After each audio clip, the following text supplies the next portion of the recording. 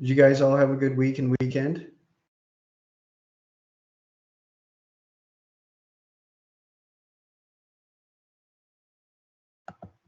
Nice. Let's see. I'm just making sure that everything, okay. All right. I hope things are going well with you guys. I front loaded a lot of the work on this class these last couple of weeks. All you have to do is finish up assignments, and I'm almost done with getting grading cut up. My biggest problem is you guys keep doing stuff. So, sigh. But I'm doing my best to get caught up. I'll do that as quick as I can. And what I'm seeing that's really nice is that people are responding to the comments that I've made. I've even had a couple students show in or email me process images of their sculptures, which is really, really helpful because you can see that they're going in a really good direction, and we just need to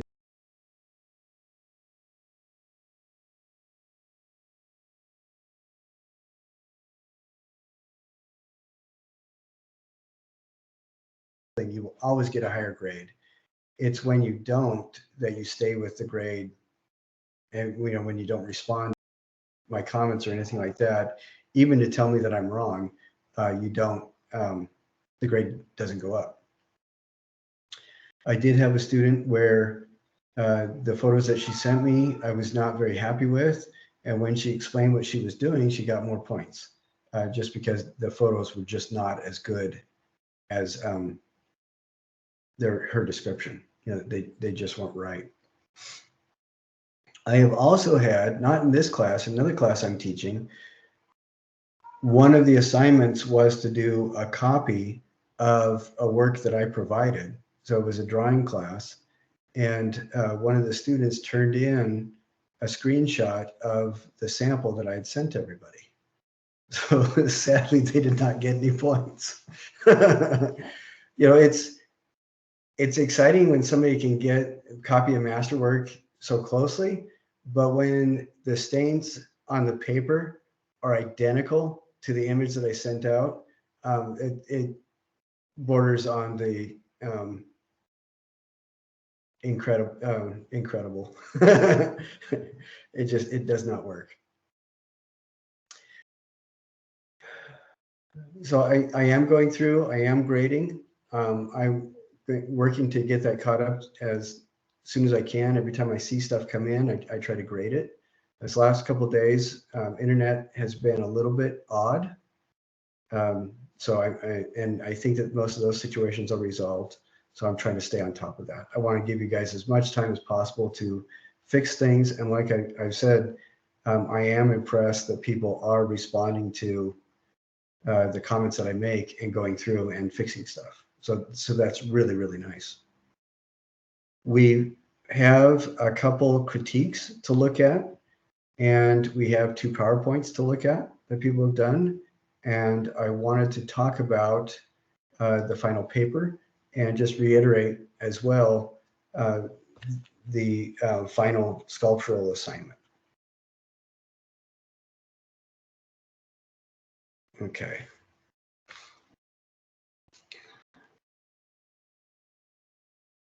We talked about all that. Excellent. All right. Have you guys been having any issues or problems that you'd like to talk about, or do you feel things are going pretty smoothly? All right, good, Diana. How about you, Abby and Paula? I don't have any issues or questions right now. I feel like things are going smoothly. Okay, good. Excellent. How about you, Paula? How are you doing? I am still out of the country, but things are going as smoothly as they can. Okay. All right. And that's something that we can talk about as well. I think I've already talked to you a little bit about that. All you can do is the best you can do. I mean, there's really not an awful lot, and I am. You've been keeping me apprised of your situation and everything, and I'm more than happy to do whatever we can so that everybody succeeds. So yeah, just keep me updated. hopefully things will work out. Well, I'm confident that they will, but I am hoping that they work out the way you want. All right, if I think, let's see. I am going to go ahead and hold on just a second here. I'm Crystal Parkinson, and Okay, I'm going to open up the first critique, and we'll look at that and see it. This is a peer critique done by Crystal, and we'll watch that and let's see. Give me just a short 3 hours while I figure out how to do this again. Okay, excellent. Here we are. Okay. Let me know if you guys have any trouble hearing this. I hope everything is working out. I'm Crystal Parkinson, and I will be critiquing this miniature house, which was made by Natalia Wood. My description of it is that it is a tiny house, probably around 6 inches wide, made of white and rainbow pop. Can you guys hear this? It is kind of soft. I can't. Okay. All right, good. I can't really do an awful lot. I can hear it pretty well. Okay. All right, good. All right. Here we go then. Skull sticks, earth frame, and the rooftop. First thing I noticed about it is how vibrant the roof is, especially compared to the whitewashed walls. There is a door that looks like it was made with a reflective cardstock. The artist added a window that has a transparent cover to it to look like glass, and it is surrounded by rainbow-colored flat beads. They have also added some bushes in front that are moss-like, and they have tiny beads on them as well. The overall mood of this work is very cheerful and welcoming. For the analysis, the artist has created an intense contrast between the vibrant roof and the beads with the white walls of the house. I think the rainbow and white coloring contrast is an important part of how the artist made this piece welcoming and cheerful. The wood sticks gave a nice texture to the roof and the walls, and the scalloped rainbow overhang casts an interesting shadow along the wall underneath it. The window's material makes it look like frosted glass, like a privacy window almost. And the little bushes in front make the house more homey and welcoming by softening the edges and having that softer texture juxtapose the straight lines of the popsicle sticks. My interpretation of the piece is that it is very accessible and cheerful. It seems like the artist is familiar with single-family housing and is trying to portray a house where everyone would be welcome. This piece was made to challenge scale as well, because it is a tiny version of something so large. The artist placed it next to a regular house cat in order to show the miniature scale, which was really fun and caught my attention immediately. The different placements of the house all created different feelings to the artwork, with the snowy one being more peaceful and the rocks making it feel more rugged. It was super interesting to me how the surroundings changed the house and how it looked overall each time.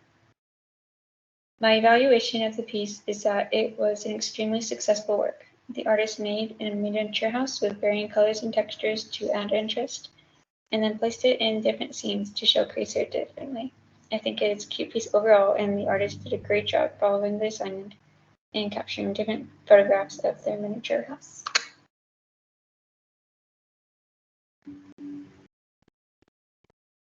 I'm pretty impressed with that. That was done really well, I think.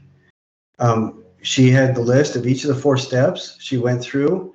She was very clear and concise on the description element, and each of them, she was very precise on how she spoke about each of those 4 steps. What is your guys' take? What do you think?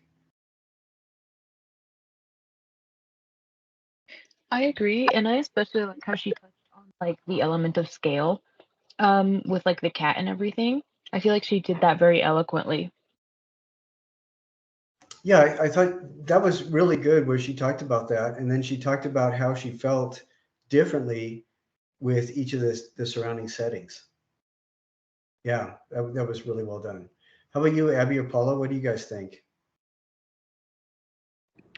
Thinking back to my critique and how I displayed my pictures. I do really like how she displayed the pictures, because I think, yeah, I was pointed out that with mine, I just had like the one picture, and that was it. So I like how in this critique they had like the multiple pictures showing, so they could point out things a little bit better, I guess. Yeah, I thought that was really well done. And it takes a little bit more work. It's a lot easier just to show a single image, and sometimes that's all you need. But it was kind of fun for her to compare those three. So yeah, I agree with you completely. Nice observation, Paula. How about you, Abby? I was also impressed with how concise she was with it, with each part of her critique, and I noticed and appreciated how her analysis of it was that uh, the representation of the multicolor rainbow of the house was a place where everyone was welcome, kind of bringing it into the, that her interpretation of the rainbow and the representation of that.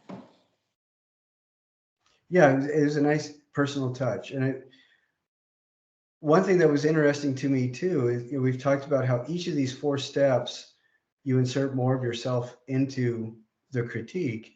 And Abby, what you just pointed out, I think was ideal because she did talk about herself quite a bit. I mean, from her not talking about herself, but talking about what she saw from her unique perspective more at the end.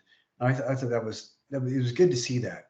That was progressively getting more personal. So yeah, excellent. Well, here is another critique from the same person, and this is for one of her own works.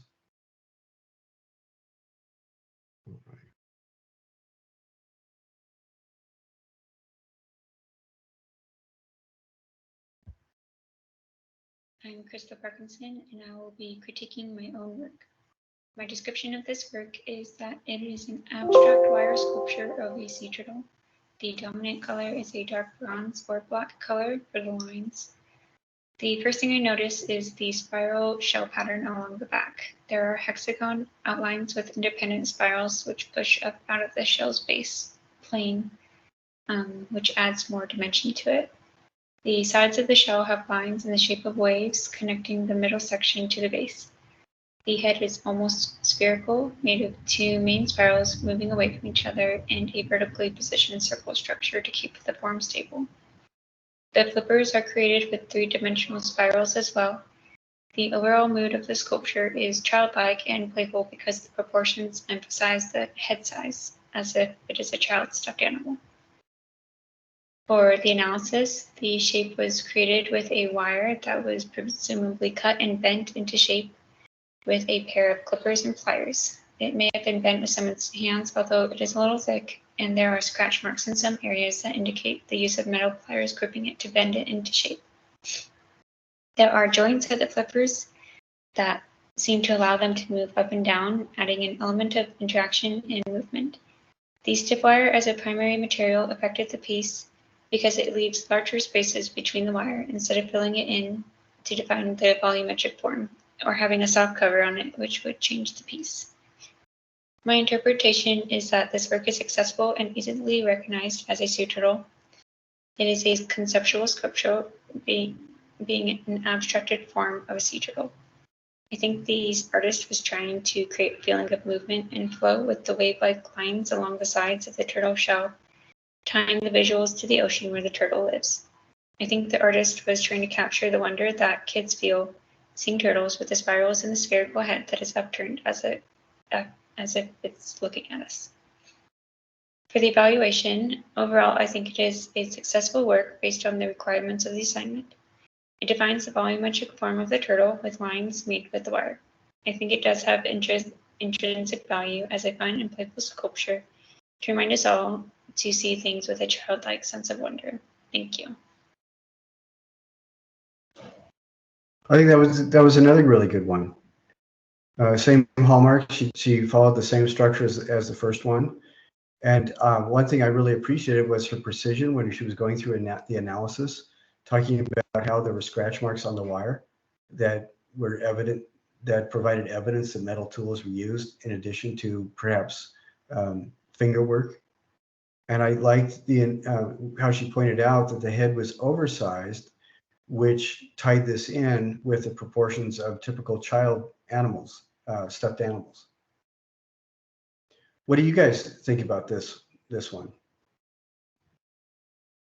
I was really impressed with the quality of her work with the turtle. I enjoyed looking at that as she was talking about it and appreciating all of the elements, and just the craftsmanship of it. I thought that was really well done. I think that's a really good point. One of the issues that I see with students in these art classes is that you guys are all professionals and you have a tendency to discount your own work.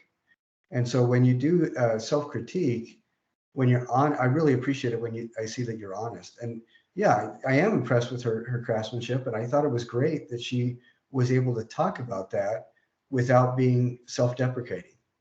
You know, you guys do good work, and you should be able to recognize that.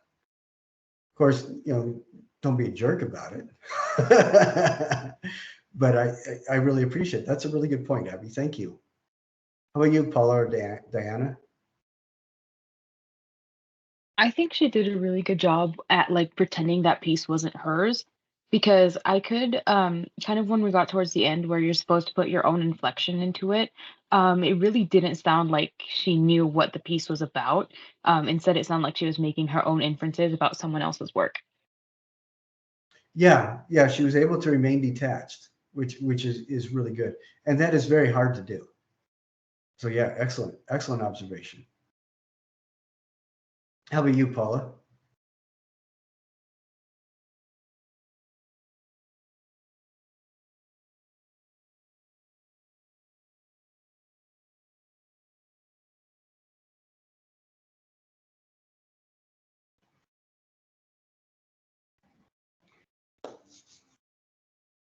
Paula, are you still here?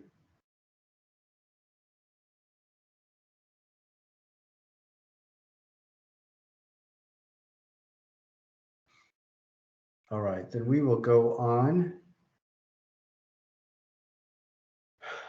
One thing that I noticed in previous classes that I've taught is that if somebody is unable to do exactly what they hope to do, like get the PowerPoint, for example, done in one shot, sometimes people will just give up and say, well, this is the best I could do. And of course, you miss a big chunk of the points if you're not able to present it as a video, because then other people can't hear your voice on it. And over the years, what I've seen is people who are refused to accept that the technology is not working and they have creative workarounds. And I'll give you a couple examples. I have had about every semester, I have had at least one or two people who have social anxiety that is just really difficult to surmount. And that's something that I understand and appreciate. I have severe social anxiety. I have developed over the last 20 years, I've developed a series of tools that I can use where very few people, unless I tell you, know that I have severe social anxiety. And my children, my kids, a couple of them have wrestled with the same issue.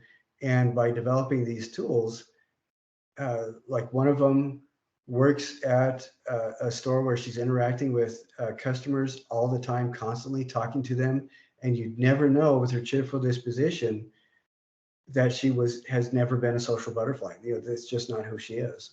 And another person has gotten a new job where she wasn't able to even think about getting employed working next to real people for years until she started applying these kind of tools. And so I understand social anxiety, but I have had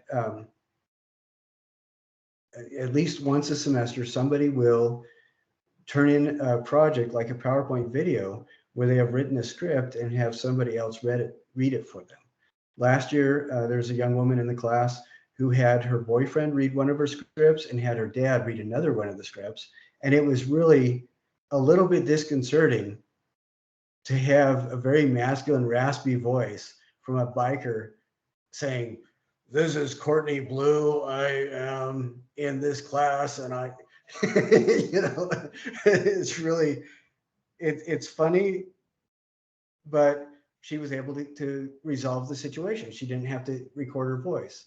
And I've had another person, I've had other people who the technology just was not working, and so they would do different things. And a couple of those things are PowerPoint. If you go up, and I think it's the 9th tab over from the left, there's a tab that you can open up, and it gives you different options for recording. And one of those is recording your voice as you do your PowerPoint slides. And that does not work for some people. Some people don't have that showing up anywhere. And my first option would be, look on YouTube to see how you can do that. That's how I figured out how to do it. But I've also had other people who just could not get it to work. And so their solutions were, one did a Teams meeting with just himself, and he recorded his slideshow while he was talking about it, and he recorded the whole Teams meeting.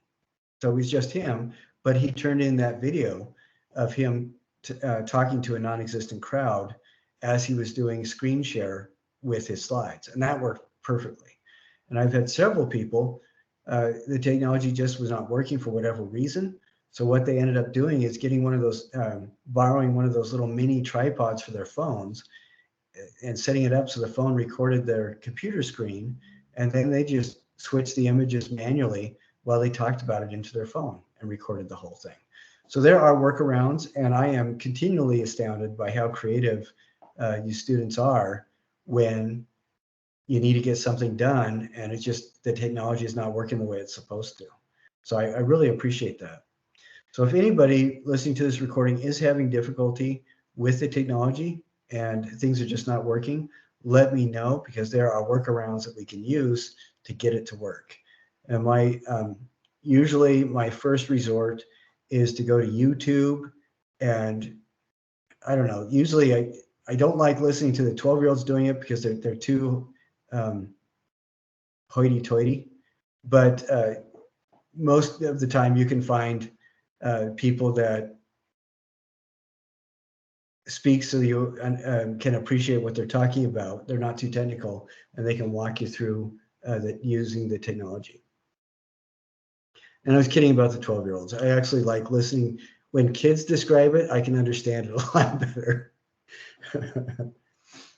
But so I want to, the reason why I mention all that is for a number of things, but one of the big ones is that a number of people will record straight to their own personal YouTube channel or something like that, send me the link. And 9 times out of 10, I can link that directly into our playlist for the class. And so it's not a problem at all. But I mention that because we have one PowerPoint where somebody did that, and I will put it on our playlist for our class. And then,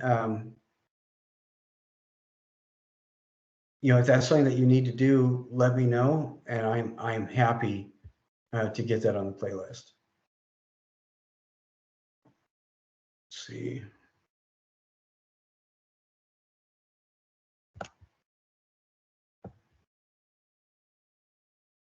Okay. All right, so we are going to watch a PowerPoint on Federico Uribe, and then we'll watch another PowerPoint by Crystal on the artist that she picked. So I'm going to share this with you. Ideally, I'm trying. There we go. Okay. Hello, everyone. My name is Megan Durant, and I'm going to be doing my artist slideshow on Federico Uribe. Federico was born in Colombia in 1962, but currently lives in Miami. His artwork is known for repurposing everyday objects into beautiful sculptures made from things such as plastic, bullet shells, pencils, and other found objects. One of his most famous installations is called Plastic Reefs. It's a very colorful piece that looks like a fantastical underwater scene, but true to the name, as you get closer, you realize that everything is made of found plastics from the ocean. It brings our attention to the plastic crisis that's polluting our oceans. It's smothering out the real coral reefs in our seas. It reminds us of the fragility of life and our impact on the environment. I chose to include this piece because it is something that the author and I don't have in common. Because he currently lives in Miami, which is a coastal city and has miles of beach, I have lived inland all of my life and only get to see the ocean on vacations. Because I feel removed from the problem, the subject is one that I hear about, but I can't picture, I can't empathize with it because I'm so far removed from the actual problem. So in this case, it's really nice to see an artist that can see the problem within his own city, within his own community, realizes it's a problem worldwide, and be able to create something that he can share with the world so that all of us can realize how big of a problem this is. Federico's current exhibit in Wisconsin is titled Metamorphosis. It's to highlight to the public the wonder of turning mundane objects such as bullet shells into fascinating sculptures. I love how the museum mentions that Federico's goal is to change preconceived connotations surrounding everyday objects into something that makes people happy. Something that normally gives the connotation of violence, such as a bullet shell, is instead turned into something as peaceful as this panda bear. His goal is to just turn items that might normally evoke feelings of sorrow, fear, or anger into something that will make a positive and immersive environment. Federico began making these types of sculptures because he's highly dyslexic.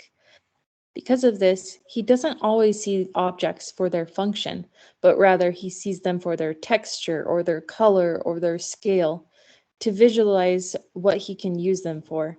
For instance, here we have the body of a violin and the body of a guitar flipped on their head and used as facial structures for his sculptures. He especially enjoys taking objects that could be painful and turning them into something beautiful.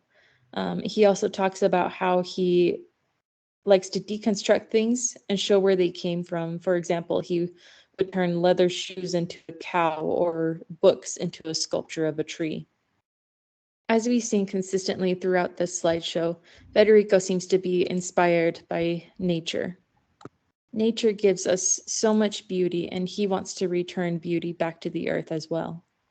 He uses objects that are not usually perceived as beautiful, but because of their texture or color or juxtaposition, they are able to create a beautiful sculpture such as a lion or a panda bear. Even though the sculptures are made up of bullets and bullet shells and could be conceived as a message of violence or hunting, as he grew up in a warring country, he doesn't expect people to come to that conclusion because beauty and art is his first and foremost goal. Despite having lived in several areas of the world, it is evident that Asia has had the largest impact on the subjects for his sculptures. Panda bears, large cats, and other exotic and beautiful animals make up a large portion of his bullet shell sculptures. Federico also did a series of paintings he called his X-ray paintings that were not as successful commercially as his sculptures made out of bullet shells or colored pencils. But it didn't matter to him because he enjoyed seeing what he makes. I feel like as artists, we get caught up in what other people want, what other people like. We enjoy seeing the likes on our Instagram posts go up, and that is how we determine what art is valuable. But really, what Federico teaches us is that because we're in a world of social media where it's crucial for artists to post their works to be known, it's also a balancing act to remember that it does not equate the art's worth. Worth is determined by the artist, and because Federico enjoys his X-ray paintings, it has inherent worth.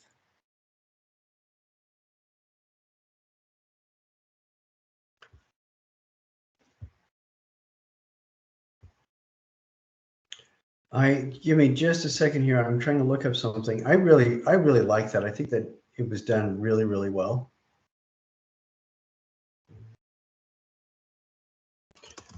And what she said at the very end struck me, and I wanted to share this image with you that I think sums up, one of the things that she was talking about.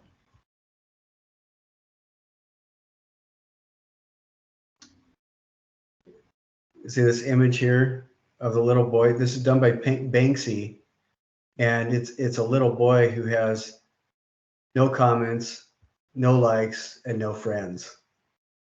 But I thought that was really well done on Federico Uribe.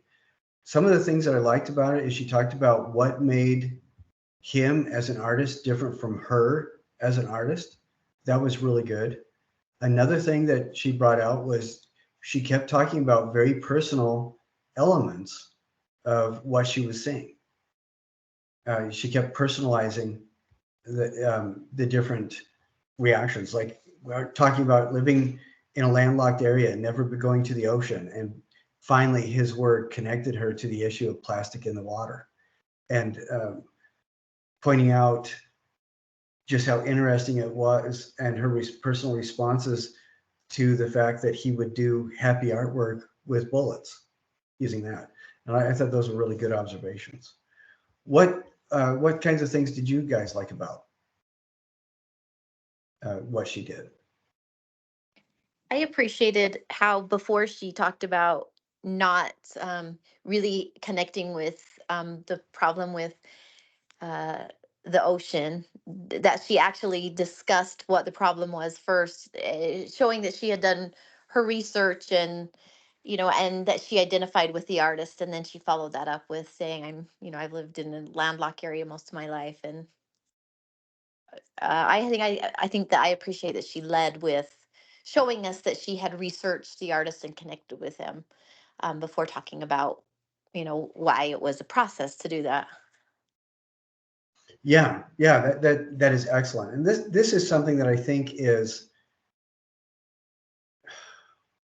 it kind of proves one of the assertions that modernist artists began making. It's really kind of defined the modern art period, which is as soon as painters started doing Impressionism, and then it really came into the fore with Picasso and Cubism, artists started assuming that audiences were smart. And Picasso and Braque, as they were developing Cubism, they were developing that as a way to connect with an audience and require the audience to help them build the artwork, at least cognitively. They expected you as a viewer to do your research and to come to the artwork ready to participate. And I think that kind of assumption on the part of modernist artists is more than a lot of people want to deal with. But I'm really glad to see that this person doing the critique really dove into that. Yeah, I agree with you completely, Abby. I think it's wonderful. How about you, Paula and Diana? What did you guys appreciate about what she did? I also appreciated that comment about like not feeling connected to like the ocean and like the pollution in that way. And for some reason, like that really struck me because I did grow up in a coastal area. I grew up in Miami. So it's like that is a problem I've always like that always freaks me out. It's always been like a huge thing for me.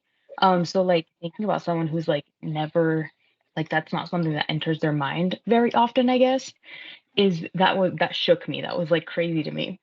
But then, and another thing I really liked is I liked how she touched on how Federico Uribe has dyslexia, because a lot of times I've noticed that when artists have like developmental disabilities or learning disabilities, it's something that gets brushed off a lot. So I like that she mentioned it.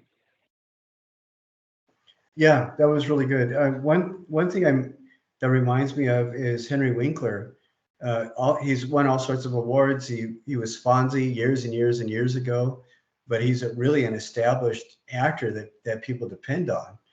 And he has always he said that he's always wrestled with learning disabilities, and he was able to counter with just really exceptional reading the room kind of talents and really exceptional improvisational talents.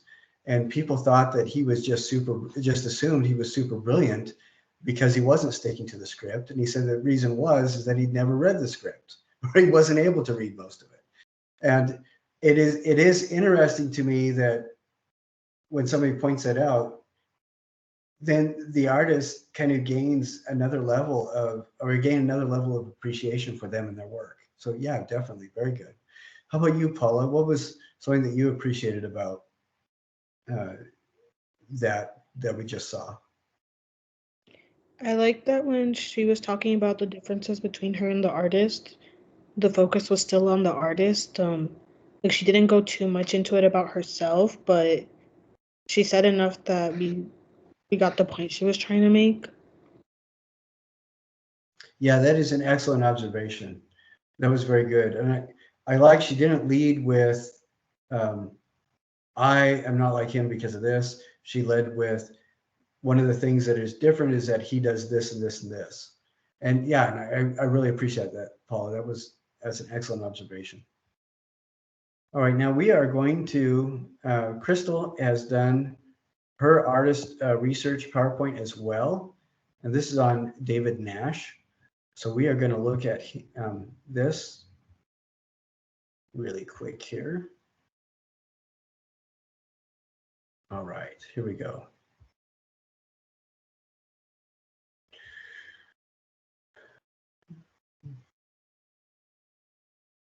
I'm Crystal Parkinson, and I will be presenting on the artist David Nash. He was born on the 14th of November 1945 in Esher, Surrey, England. Growing up, he often visited his grandparents in North Wales and was struck by how intense and visible the weather was there. This influenced him by focusing him on nature and trying to bring to light the natural elements of the materials. He ended up moving to a mostly abandoned slate mining town in North Wales to avoid having a mortgage as a young man. He was surrounded by mountains, forests, and black waste slate that had been left. He saw the beauty of the natural rocks and liked seeing the marks of the tools left behind. One main idea that he had was that wood was either coming or going, growing or decaying. If we use dead wood, we are simply borrowing it until nature reclaims it and breaks it down. I saw this theme throughout his works. This is the ash dome. He created the ash dome in 1977 by planting 22 ash trees in an undisclosed location in North Wales. The location is secret to protect it from damage. He was dedicated to his living sculpture and came back year after year to tend to the trees. He would prune and graft branches and bend the trees in certain ways to slowly create a domed canopy. He calls this a coming sculpture because it is made of live growing wood. He originally planted them as a memorial to the millennium because people were not sure of the future due to the Cold War and nuclear threats. Over the years, he made sketches of what the dome looked like so that we can see the progression of growth even though it is hidden from the public. Unfortunately, the trees are dying of ash dieback, a fungal disease that affects ash trees specifically. Another one of his most known works is the wooden boulder. He created it in 1978 in Wales from a 200-year-old oak tree that needed to be cut down. He used a chainsaw to form it into an approximate sphere, and it weighs half a ton. Originally, he wanted to move the sphere to a studio to continue working on it, but it became stuck, so he realized it wanted to be left outdoors. He let it move naturally since then, only interfering a few times, including moving it off of someone's property and past a bridge. At one point, authorities almost removed it, not knowing it was an art sculpture. It became a free-range sculpture and has moved more than 15 miles down the river and out into the estuary. It was resting there for a while before it suddenly disappeared in 2015 after an intense rainstorm created a high tide and dislodged it. Nash has looked for it since then, but says he isn't sad it is missing. He says this was a going sculpture, so the fact that it was gone was a victory. Here are some other views of the wooden boulder.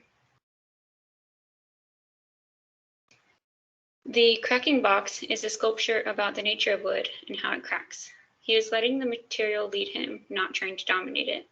Nash fitted the unseasoned sapwood, which means undried wood, together with carved oak pegs.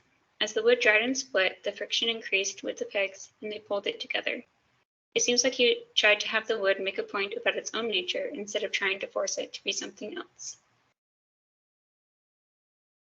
This installation is called the Blue Ring. It is an interior artwork, although it's still based on the outdoors. In 1983, he transplanted thousands of wild bluebell bulbs into a circle on a hill that gradually spread out into the naturally placed flowers.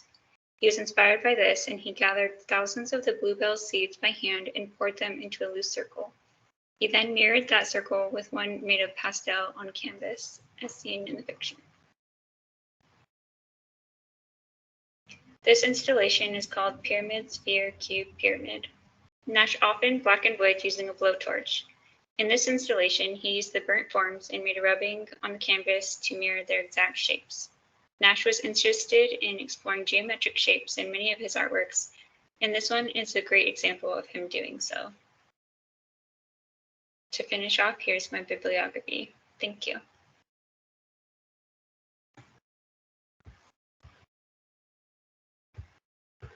I really appreciated that too. I thought that was really well done. One thing that kind of worried me at the beginning is when she starts giving biographical information. I was afraid it was going to turn into a biography, but that was just to set the stage for the background for his understanding and appreciating his process, which I thought was really a good way to do it. Knowing that at the time that he grew up and what he did growing up, where he lived as a young man, it's obvious, or it's apparent, that it does impact his work quite a bit. So that was really good. And I also appreciated how she picked a couple of his artworks. All the works that she showed were representational of his stuff, but she picked a couple of them to really focus on. And I thought that was excellent.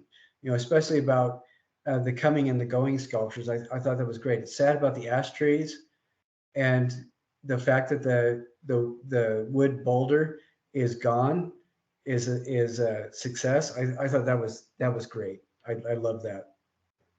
It's always engaging to hear stories like that. What did you guys think about this PowerPoint presentation?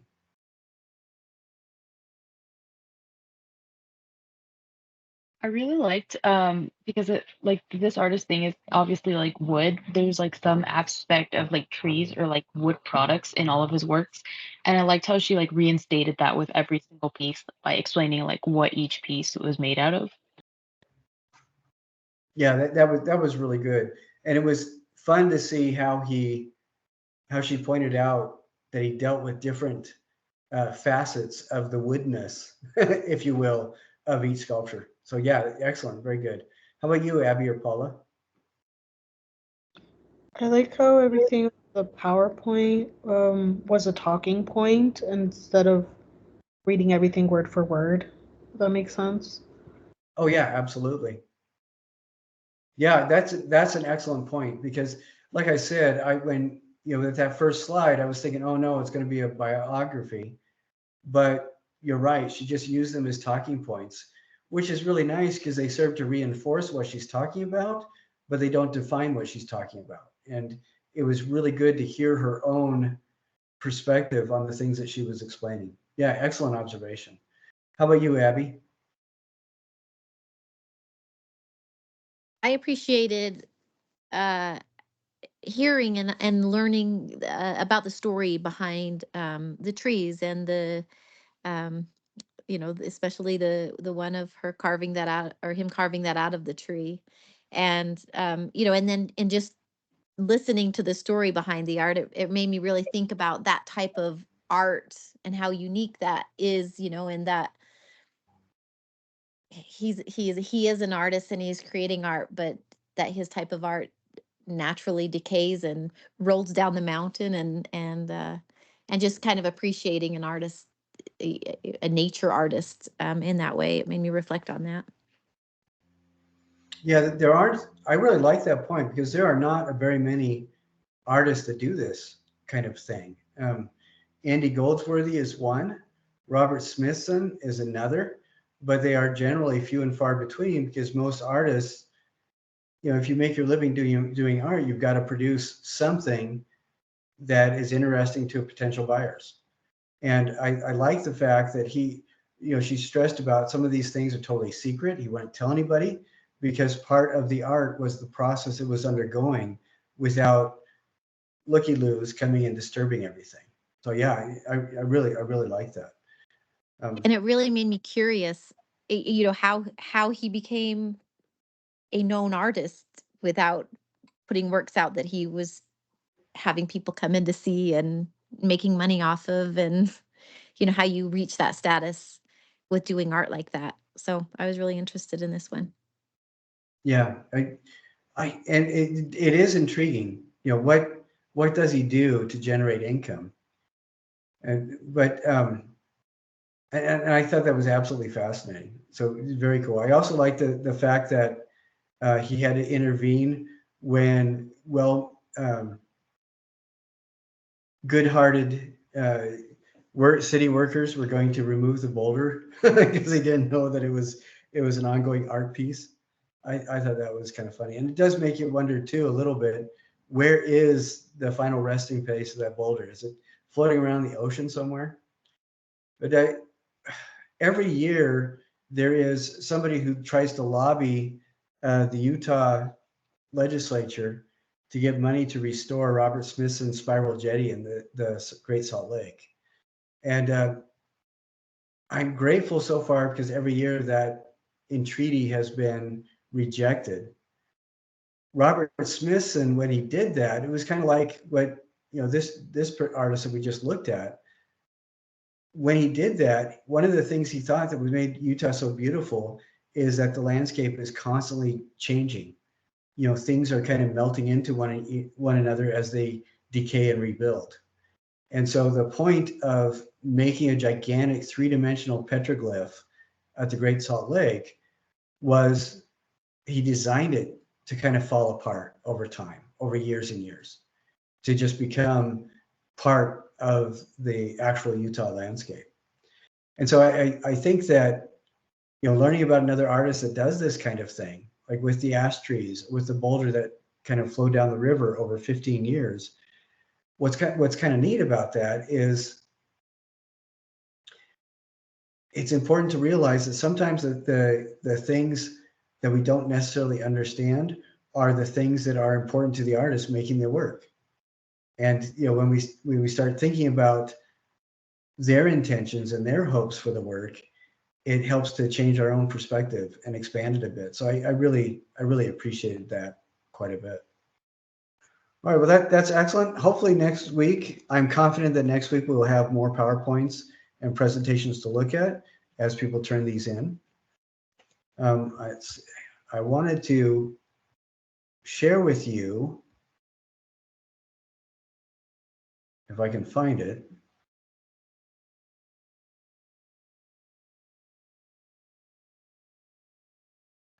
We also have a couple artist research papers, reflection and opinion papers that are coming in that people have done, and final reports on their own research. And one of them is Paula's, when she talked about her service learning opportunity, and we heard about that last week. But I thought that was exceptional. One thing that I really liked about that service learning opportunity was that it started off as just doing something nice, and it became something that was really practical and really beneficial to the people that Paula ended up working with. Paula, I'm sorry to put you on the spot, but did that surprise you at how much practical good your service learning project ended up doing? I was, I guess, more surprised that we were able to do something that, or have me make something that could be used over and over and over again to help, rather than just have it be a one-time thing. Yeah, I think that is really exceptional, because instead of just doing a service project, you've manufactured a resource that lots of other people can use. And that is really excellent.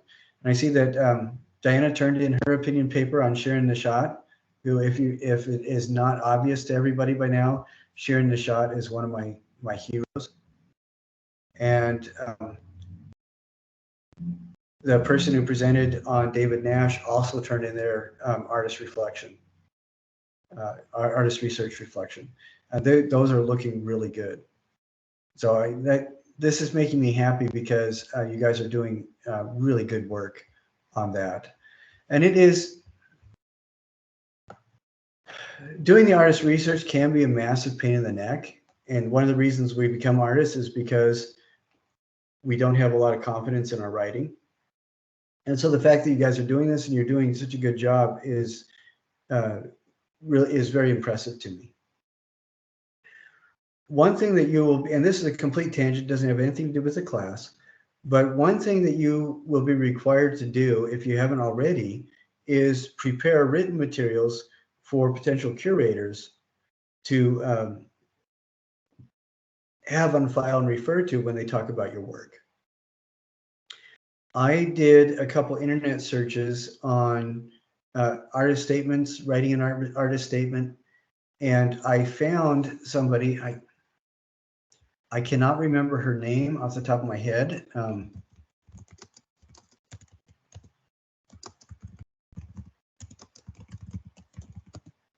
And let's see if I can find her really quick here. But she is a professional who works with artists to help them write their artist statements.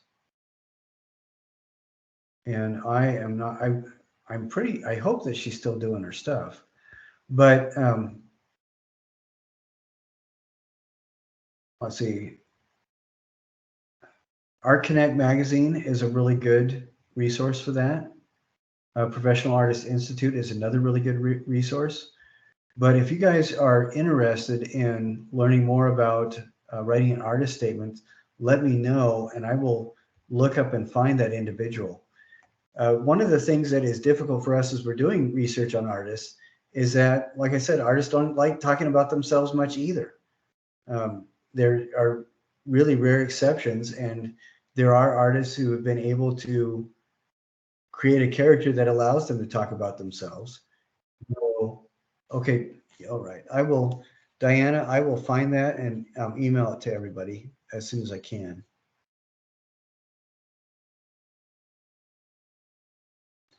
But, and honestly, nobody wants to hear an awful lot about you drone on about your stuff when it's boring.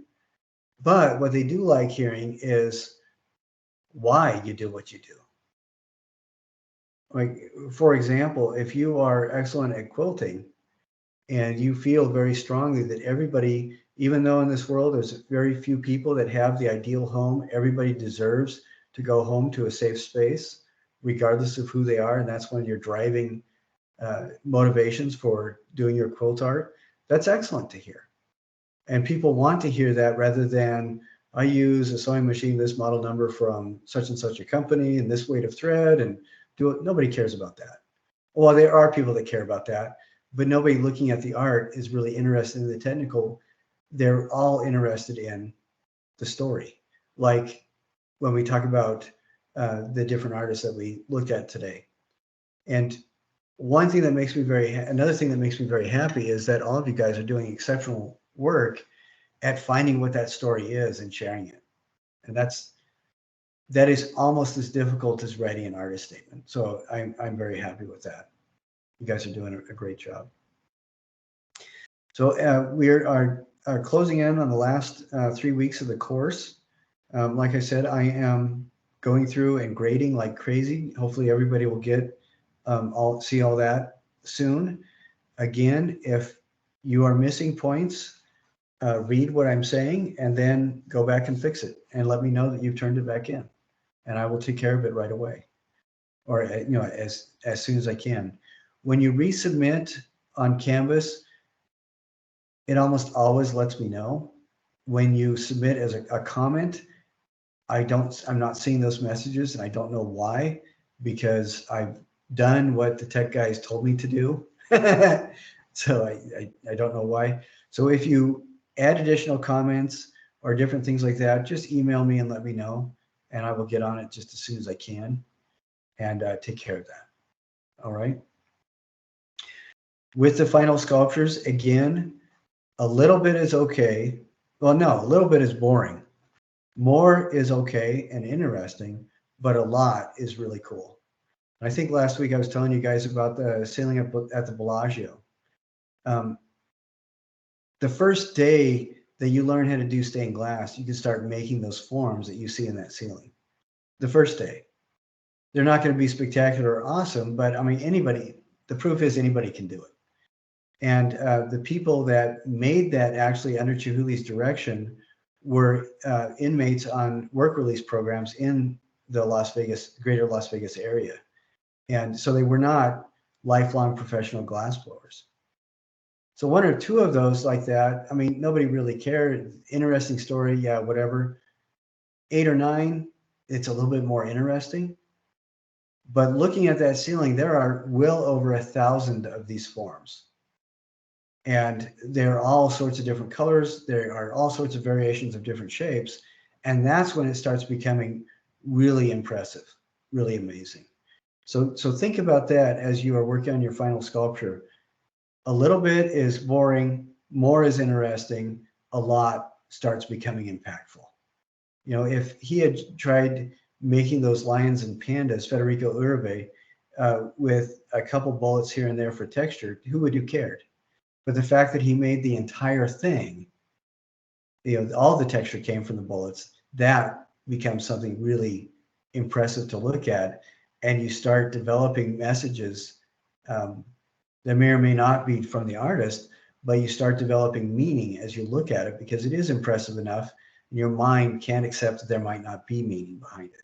So you start developing that and it becomes impactful. So think about that. I hope everybody is doing well on that. And this is to remind everybody taking the class who's watching this, make sure you get those writing elements done as soon as you possibly can, because then we'll free you up for the other writing that you have to do in your more serious classes. So you know, get things taken care of as soon as you can. All right, do we have any questions for anybody?